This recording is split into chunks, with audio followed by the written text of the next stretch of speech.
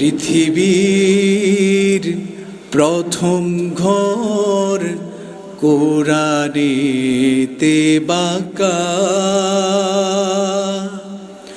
বন্ধুর নামের মিম দিয়ে করেছেন মাকা।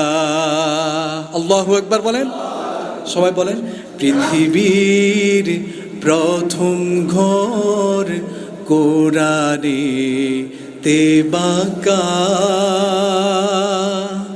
বন্ধুর নামের মিম দ্বারা করেছেন মাকা।